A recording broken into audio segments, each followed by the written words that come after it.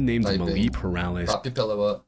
On May 8, 2021, a woman named Malie Perales was driving down the Packer Drive Northeast Road alongside the Rogue River in Belmont. It's only, what, 8 p.m. for you? On Michigan. Oh. She and her two roommates were on their way back after a night out, and they were all in a cheerful mood. However, their smiles quickly vanished as they stumbled onto a horrifying Jason, scene. thank you so much for the 5 gifted. You guys really spoil me. I felt so spoiled today already, guys. Thank you so much for the love. Shout out Jason. At around 2:30 a.m., while driving near the Rogue Hollow Court, one of the passengers spotted a strange figure lurking by the side of the road. Contributing. This encounter was extremely terrifying, but it also sparked the group's curiosity. And after some deliberation, they decided to turn around, and this is what they then came across. Don't tempt me with a good time. Hey, turn up. Hey, we lit. Turn up. Oh. What the? No, Stop. I'm not. No. Bro, Chad, would you stop for someone on the side of the street like that, or are you just gonna keep driving all night? Rotten Mango? Is that Mango Pukes OnlyFans? Hell no. What the? Oh. They were soaked. They saw what looked like a young woman drenched from head to toe as if she had just crawled out of the nearby river. She also looked like she was crying. You wouldn't help, Chad? I'd keep driving. Real. I'd hit them. Mulan said real. That's my lawyer. What the fuck, dog? I'm cooked if I ever go to jail. Banging her head on the road and waving for help. Malie posted the video of this encounter on TikTok, and it instantly went viral, leading people to come up with all sorts of far-fetched theories about 100 points for Gryffindor. Later driving. I don't want to get murdered. But here's the thing, bro. If they were like, yo, I'm gonna kill you, I'm like, that's crazy. What are the odds of 2 killers being in the exact same spot in the middle of the night? And like, I would kill them first. Could be baiting you, but the thing is, I'm also baiting people. Ghosts, spirits, etc. However, as wild as the theories got, Malie later posted. Listen, I believe in the great country of America, so I always stay strapped up. That's fine. Back to work, 100 points. Several videos shutting them down and revealing what really happened. There's a group of them. That's why guns have more than one bullet. According to her, they kept circling back and driving past the disturbed. Texas is behind me. Bro, new chapter, Turk alert. Let's go.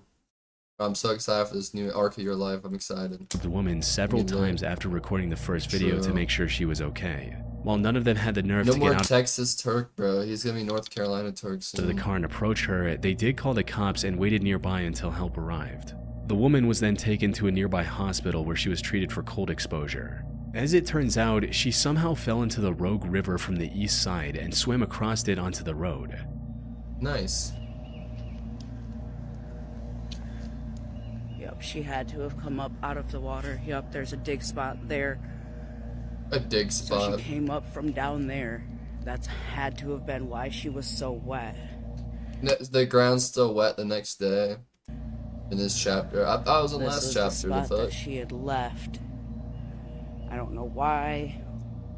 We got another chapter to finish, and then the official chapter, the main chapter, the climax starts when I get to Wilmington. What was going on? Leaving us behind for the big city, North Carolina. After regaining some composure, he's going on off Broadway. She also revealed that the woman was from Kalamazoo. Why is she wet? Bro, I'll be leaving a dick spot when I said that. Like, you see my 2 bun impressions, and you... Zoo, a town that's over 60 miles from where she was found.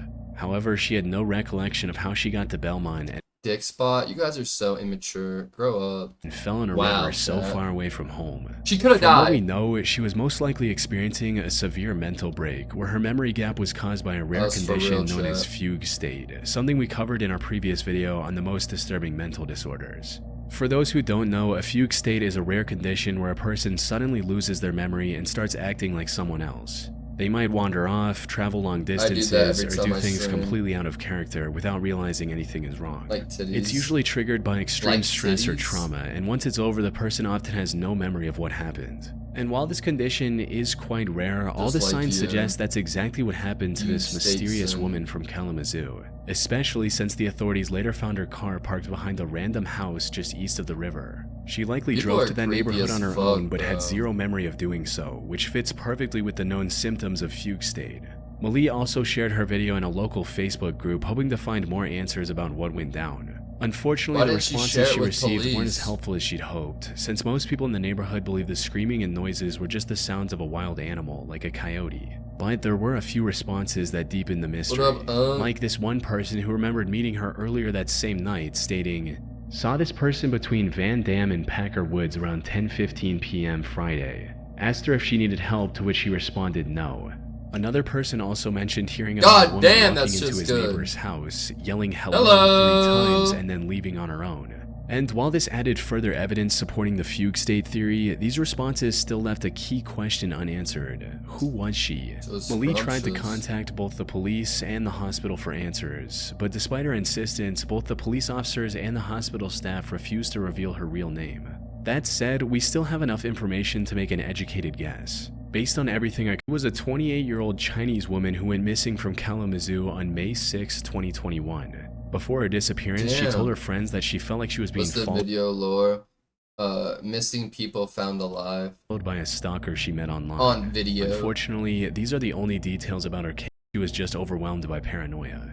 Of the fugue state we still state than she wants. Missing person can be an extremely daunting task, but tracking down a person's personal information for submit account while for your find access your my friend Town and we're doing in June of No way, 2024. these guys found a missing person, these two fucking nitwits. Streamer Lacey and his friend Clicks were doing an IRL live stream in Miami, Florida. The two Besides, were simply guy, going around Lacey. town and having fun. What What the they didn't fuck? realize was that this stream would end up saving someone's life. It happened a few hours into the stream when they sat down at the Starlight Hotel Cafe for lunch. As they waited to order, a guy walked up to their table wearing nothing but neon green shorts. Lacey and Clicks initially assumed he was just another fan eager to talk to his favorite streamers, a pretty typical scenario for popular IRL streamers. That's But their something about fans, this chat. is a pretty This is the average fan of people like typical this. scenario for popular IRL streamers. But it's something about this young man didn't sit right.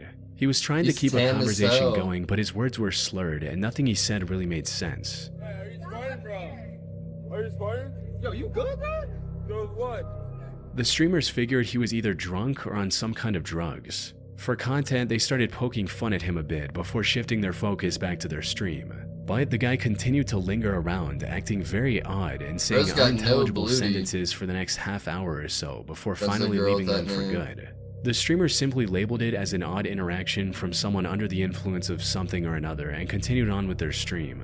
Lacey later uploaded Straight an back. edited I down know, version of that's this stream on his crazy. YouTube channel.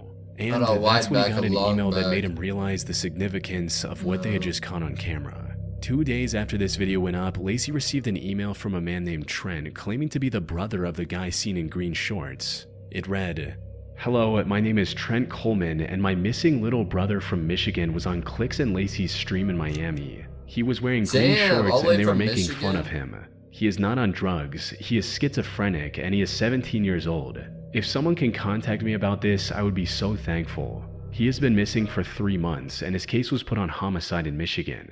In most cases, emails Wow. like these are just trolls trying to mess with creators. However, after some research, Lacey discovered that Trent was actually telling the truth and posted this new development on Twitter stating, "3 months ago, a 17-year-old kid That's went missing crazy. and was put That's on above homicide. me. Yesterday It's on so stream, he came up to me and soothing. Clicks, So, and like, now his family knows he monotone. is alive and in Miami. I wasn't That's sure if I sad. should make this Having a public, flat but I'm ass. hoping somehow this helps him be found for his family."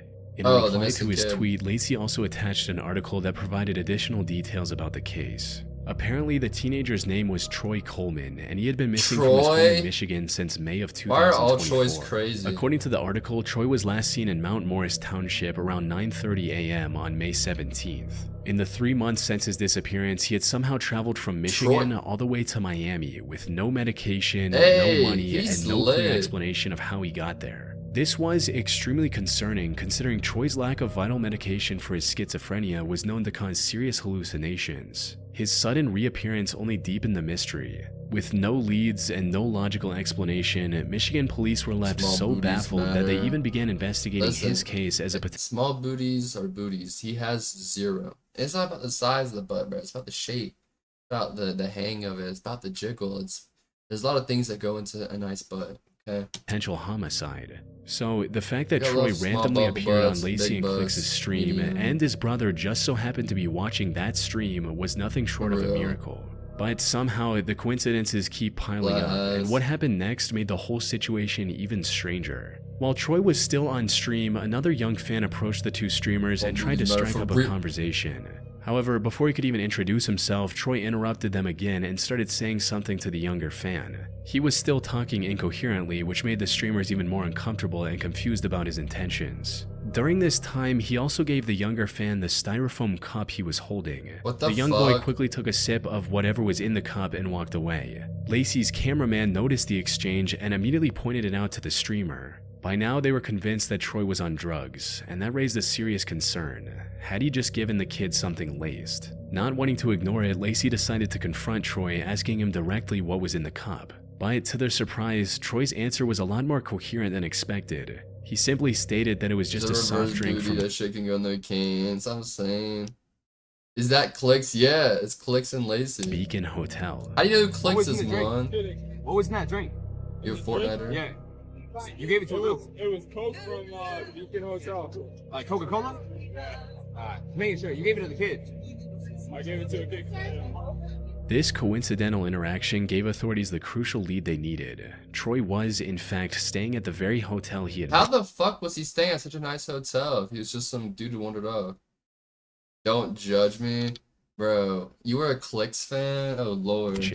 From there, it didn't take long for investigators to track down Troy and reunite him with his family, who were overjoyed to have him back. In a later interview with pt.14, Troy's father, Weston Coleman, shared even more heartbreaking... I'm playing with you. Bro, imagine going on like a manic schizophrenic episode and you fucking, in a month, you go from being in Michigan all the way to Miami, put up at some random Miami hotel. Details of what Troy went through. According to him, Troy actually wanted to visit Florida to find and meet celebrities. You didn't like Ninja Tyler He did his research online and saved up as much money as he could before setting off. Troy made it to Atlanta by bus, but that's where things took a turn for the worst. During his stay in Atlanta, he was robbed of everything he had. Left with nothing, he traveled the rest of the way to Miami completely broke. Despite the hardship, his family was ultimately glad that he was still alive and well, with his father stating, "Dele, good morning, my brother. I'm just glad he's alive at this point and now can't believe we found him. We all feel a lot better and we thank everybody." From what I can find, that Troy's been living with his family in Michigan ever since and has managed to stay out of any more trouble. I feel like my favorite, like if I had to go with anyone who did Fortnite, was Tfue back in the day. You remember him, Milani? On August 3, 2013, 40-year-old James DiMaggio invited family friend Christina Anderson and her two kids, 8-year-old Ethan and 16-year-old Hannah, over to his home in Boulevard, California. He claimed it was just a farewell visit before moving to Texas. I remember Daquan. Like I said, I didn't watch too much Fortnite. I'm not gonna lie, I was never like a Fortnite dude. I did watch a lot of streamers, YouTubers growing up, but it wasn't never really like Fortnite. And this wasn't I watched hella Overwatch streamers all the time. Anything unusual. James had been a close friend with both Christina and her husband Brett for quite some time, and was like an uncle to the kids. And since Brett was away for a 3-month job in Tennessee, James helped the family regularly with things like driving Hannah to and from her gymnastics class. However, what seemed like an innocent invitation quickly turned into a horrifying nightmare. I watched a lot of Overwatch. It started on August 4 when the children's grandparents called the police and reported the family as missing after not hearing from Christina all day. It was the Vanos crew, and now your boy DJ Sings has dropped a new video on YouTube. You can go watch it. Leave a like and comment. Por favor. And then I watched like a lot of like PewDiePie, like Markiplier, Corey Kenshin, honestly, I just kept up with a bunch of YouTubers, like the whole YouTube scene, the drama, the lore, Sam and Colby. Like I just watched a bunch. Dashy was my core. I kept in Apex. I used to watch like Leafy when I was younger. Like I kept up with like just the whole like YouTube sphere, like everyone that they collaborated with, like Uzi, Leafy is crazy. Bro, that was when I was a kid, so obviously when I was like older. And then when I got older, I probably like watched more video game streamers. Watched Jelly. They also informed the police about the family. I love the Vanos crew. You guys love Minecraft. Police plan to visit James. However, that's like an old Mr. Beast. When investigators reached James's home, it was already engulfed in flames. Firefighters rushed to the scene and suppressed the fire. Unfortunately, they were too late. Inside the burnt house, they discovered the bodies of Christina Anderson, her son Ethan, and even the family dog. Damn. And while this could have been nothing more than a tragic accident, the reality was far more cruel. Later autopsy discovered severe injuries on Christina. These included signs of plastic cable ties around her ankle and arms, duct tape marks around her neck and mouth, multiple fractures in her right arm and both legs, Jesus. a cut on her neck, and signs of at least 12 heavy strikes to the head. Kato, she was brutally fucking murdered, bro. But yeah, I don't know. It's kind of crazy she got killed when she had eyes in the back of her head, basically. She was looking both ways at once. You know what I mean? Her 8-year-old son Ethan also had multiple fractures throughout his body. Same. However, despite the horrific scene, there were no signs of James or Hannah anywhere near the house. It didn't take long for investigators to connect the dots and realize that James DiMaggio was the mastermind behind this horrific crime. It also became clear that he had orchestrated the murders not just out of violence, but with the intent to kidnap Hannah. His actions were calculated and driven by some twisted obsession as he took her from everything she had in her life. After learning about this, the police quickly issued a statewide Amber Alert in hopes of getting any information regarding James and missing Hannah's whereabouts. In the meantime, investigators also discovered security footage of James passing through the Border Patrol checkpoint in Pine Valley at around 10 p.m. This also prompted them to launch a massive manhunt spanning the entire Pacific coast from British Columbia to Baja California. However, despite the massive effort and the hundreds of man-hours put into the search, the manhunt turned up empty. Every lead seemed to result in a dead end, and the odds of successfully rescuing Hannah started to dwindle with every passing day. Things looked bleak. That is, until 3 days later when 2 horseback riders spotted a man and a girl while trekking through the remote wilderness of Cascade, Idaho. They had seen the broadcast of Hannah's disappearance on TV and instantly recognized the young girl and her captor. They reported the sighting to authorities who instantly began investigating the area, and soon after they found James's car with its plates removed to avoid detection. However, it still took them 3 more days to track down the campsite James was hiding in. The FBI had set up a jet with a sophisticated long-range camera recording from thousands of feet above, which is what you're seeing now. This footage confirmed they had found the missing Hannah. On the 10th of August, the FBI took it upon itself to rescue Hannah and mobilized a tactical team for the mission. They kept eyes on James for some time, looking for the right moment to attack. However, he was sticking close to Hannah, which made it near impossible for the rescue team to make their move. Fortunately, after some time, James moved away to gather some firewood. And while he was completely oblivious, Hannah actually spotted a rescue helicopter and started waving for help. This was the perfect opportunity, and the FBI didn't let it go to waste. They quickly moved in and carried Hannah to safety. Oh my god. After noticing the rescue mission, James took out one of the guns he had with him and fired at an officer. The rescue team then returned fire, resulting in him getting shot 6 times in the head, arms, and upper torso. They're hitting headshots? That's scary. That'd be me as an FBI agent. So, Hannah was finally headshot, safe. cracked him. And while this was one of the most terrifying experiences a teenage girl can have, Hannah has managed to completely bounce back. She is now 27 years old and is happily living with her husband and 1-year-old son in Vancouver, Canada. Love a nice glow up. On the 27th of May 2013, at around 4 p.m., 73-year-old Robert McDonough disappeared from his home in Portland, Maine. Now, an elderly person going missing why does America just use the same town names over and over? Portland, Maine, Portland. Like, that's shit. I'm pretty sure, like, every town I've been to has, like, like Martin Luther King Jr. Boulevard. They have, like, an Independence Street. Like, it's just always got the same names. Glad I didn't destroy her mentally. I mean, shit. Listen, you can let things make you or break you. You know what I mean? It's extremely stressful on its own. However, what made Robert's situation even more dire was the fact that he was also suffering from dementia. For those who don't know, dementia is a mental condition which makes it difficult to remember Dude. Unc, are you in here, bruh? things, think clearly, or even recognize familiar faces. People with dementia can forget everything from their own names. We should make old people on GTA, like really old, like demented people, like, what do you mean? What did I do? Like, that'd be funny on GTA, just cause chaos. To the faces of loved ones, leaving them confused about where they are or how they got there. This can also extend to forgetting really where they live. shits. For someone with dementia, wandering outside can quickly neither have I. I don't have a download right now, so it'd have to be tomorrow. turn from a harmless mistake to a life-threatening situation. A person with memory loss isn't just lost in terms of direction, they're lost in terms of identity and awareness. They forget how to care for themselves, how to recognize danger, and how to make That's what I'm saying. decisions in an increasingly I needed hostile world. a These GTA conditions could cleanse. prove to be lethal for a healthy young adult, and the danger is increased tenfold for a frail elderly man trying to navigate a world that no longer makes sense to him. He could have easily wandered into traffic or tripped and fallen in a remote area, and no one would have known. Put simply, Robert's life was in extreme danger. Oh, This is I also told why him the the story that I texted you earlier on. authorities moved quickly after receiving the missing report and began I searching need every you there for corner of the the city two-man within dog. hours of his disappearance. Search and rescue teams spent more than 14 hours searching an area of Leamington after 73-year-old Robert McDonough, who has dementia, disappeared Monday afternoon. Around 6 a.m., search teams were briefed and started to intensify their effort. It was going into the second operational period, which means we're starting to ramp up, using a lot of GPS technology. Well, again, we'd have our pilots, we'd have ATVs, I like how you knew exactly the canines. one too. However, they were having a hard time figuring out where Robert could have gone.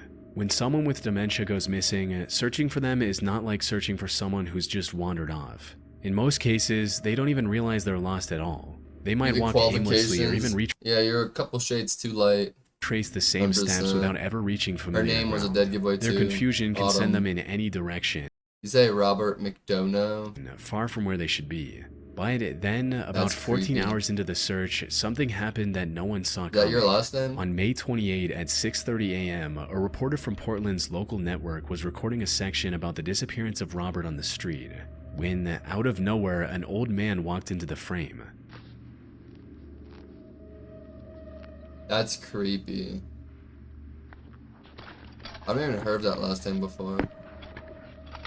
At first, the reporter brushed him off as just another bystander, but after a few moments, he suddenly realized who the elderly man was. This was Robert McDonough, or Bob as he went by, the man everyone was looking for.